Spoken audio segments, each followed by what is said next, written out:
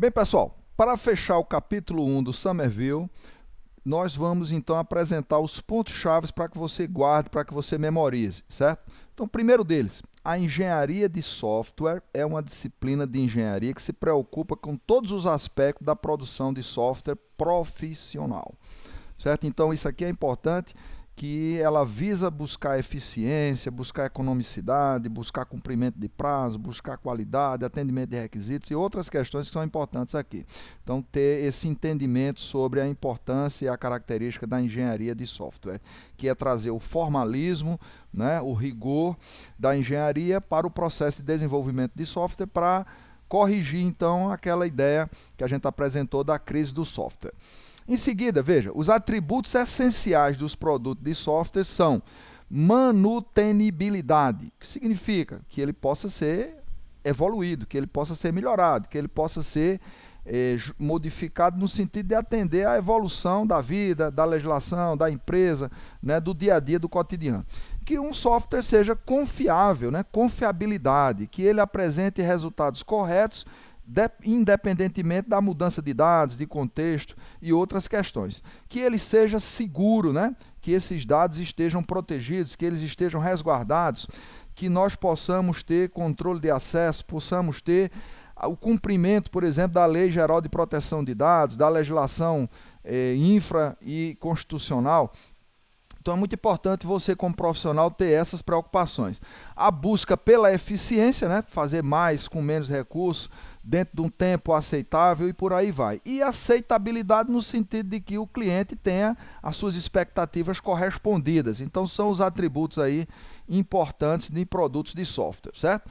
As atividades de alto nível, basicamente, são 4 segundo Somerville. Professor, isso é comum para todos os autores? Não. Você vai pegar aí o Pressman, ele muda um pouco. Você pega um outro autor, ele já tem outras etapas, mas basicamente nós temos essas 4 etapas aqui, que são a especificação, o desenvolvimento em si, que é a questão da codificação, a validação, que é a busca para corrigir erros e ver se o software está correto, né? E a questão da evolução, que diz respeito à possibilidade dele ser corrigido, dele ser melhorado, dele atender à mudança da realidade.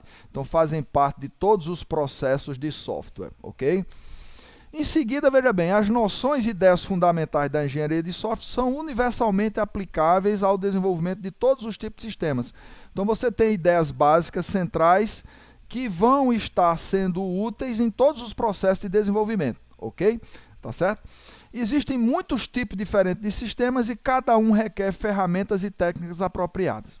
Então, o processo de desenvolvimento de um sistema batch, um sistema que não é online, é diferente de um sistema que vai estar na internet, que eu vou ter milhares de usuários interagindo e tal. Mas você vai ter, então, um conjunto de ferramentas e técnicas que vão ser mais aplicáveis para um perfil de aplicação e outro não. Então, a ideia dos padrões.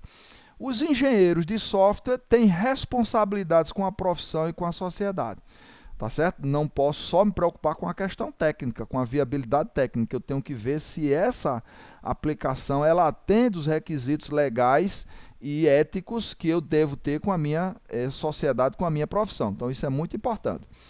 As sociedades profissionais publicam códigos de conduta. Então você viu que a ACM 3E tem o seu código de ética que nós apresentamos aqui em aula anterior. E a SBC, Sociedade Brasileira de Computação, sbc.org.br, também tem um código de ética. Então é importante que você conheça, que você procure se alinhar para evitar de ter problemas, né? Então agora, quais são os exercícios? Todo o capítulo do Somerville, você vai ver ao longo dos demais, possui, então, pelo menos 10 exercícios propostos para você resolver. E esses exercícios são exercícios subjetivos. Primeiro deles, 1.1. Explique por que o software profissional não é apenas os programas que são desenvolvidos para o cliente. Então, nós vimos aqui que o software profissional é código, mas também documentação, né? Então, isso é muito importante. Então, você procura desenvolver essa resposta nessa linha aqui. 1.2. Qual é a diferença mais importante entre o desenvolvimento de um produto genérico, um produto de prateleira, né, e o desenvolvimento de um software sob demanda? Então é como se você fosse numa loja comprar uma camisa, por exemplo, e eu vou chegar lá e vai ter PMG, por exemplo. Então eu vou ter que me enquadrar nesse modelo aí. Ah, mas eu sou extra G. Não tem. Então eu teria que encomendar numa costureira ou num alfaiate para fazer uma roupa para mim sob medida. Então o que é que muda no processo de desenvolvimento de software? Quando eu vou fazer um software genérico, que vai ser desenvolvido para várias empresas, para milhares de clientes, eu vou ter uma estratégia. Quando eu vou desenvolver um produto específico sob encomenda, eu vou ter outra. O que é que muda nisso aí? Então, discuta essas questões. 1.3. Quais são os 4 atributos importantes que todo software profissional deve possuir? Sugira outros 4. Então, veja aí nos slides, no capítulo do Somerville, capítulo 1, que atributos são esses e que outros você pudesse sugerir. Faça essa reflexão. 1.4. Além dos desafios de heterogeneidade, né, de lidar com ambientes heterogêneos, as mudanças sociais de uma sociedade extremamente dinâmica, né, que está em processo de evolução, e corporativas, confiança e proteção, identifique outros problemas e desafios que a engenharia de software provavelmente enfrentará no século XXI. Dica: pense no meio ambiente.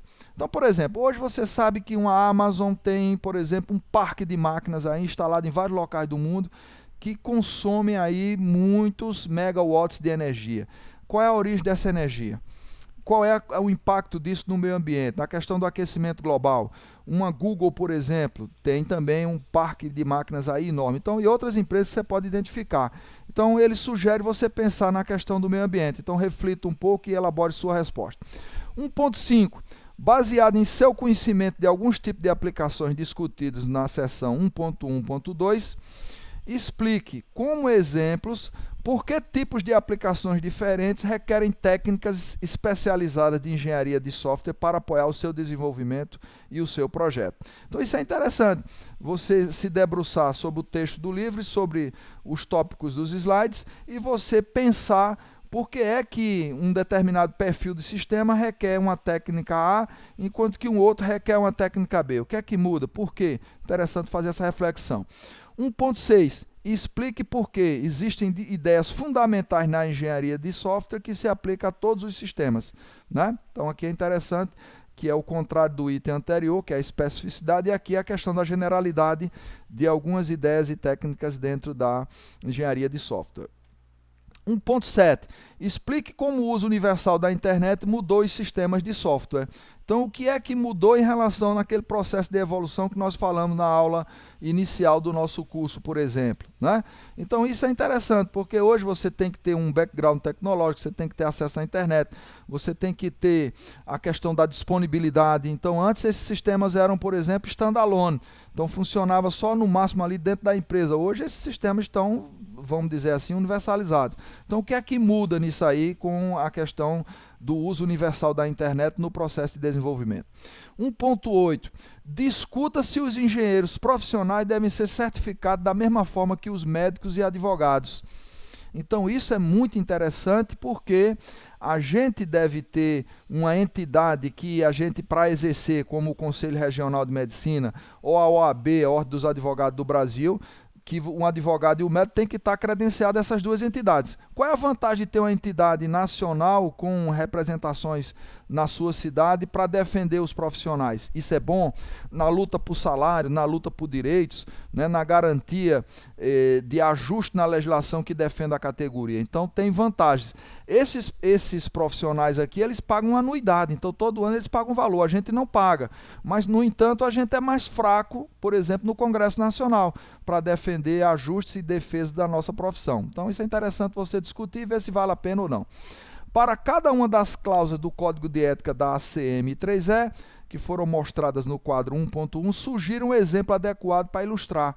Então, que exemplos eu poderia pegar para cada código de ética desse aqui? E complementando essa questão, para cada item do código de ética, eu sugiro que você faça o quê?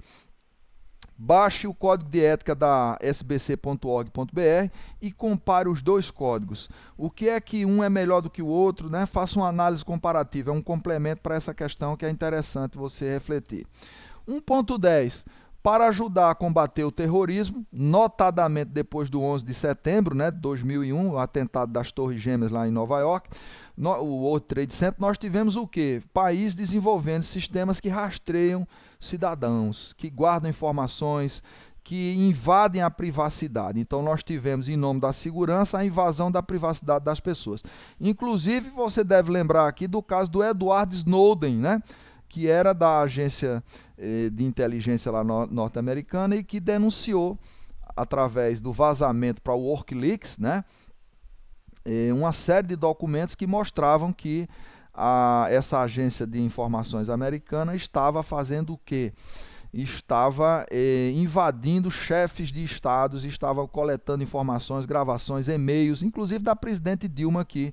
Isso foi mostrado, foi discutido e tal. Então, será que se me pagarem, eu posso fazer qualquer tipo de aplicação, mesmo que sejam ilegais, mesmo que sejam desonestas? Então, por exemplo, a gente escuta todos os dias profissionais que estão fazendo sites, e esses sites imitam o site do Bradesco, o site do Banco do Brasil, da Caixa Econômica, e que roubam informações usando técnica de phishing, por exemplo. Será que você se prestaria, se lhe pagasse bem, a desenvolver esse tipo de aplicação? Isso é ético, isso é legal? Então são discussões dessa natureza que é importante você participar, pensar, para poder se posicionar, ok?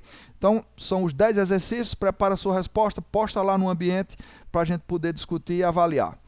E por fim, as referências. Esse capítulo 1 aqui se baseia no Somerville, 9ª edição e 10ª edição, ok? Curta aí o nosso vídeo, compartilhe o nosso canal, se inscreva nele, né? É importante a gente poder avançar e fazer essas discussões em torno da profissionalização dentro da área de engenharia de software. No mais, até a próxima, valeu, aquele abraço.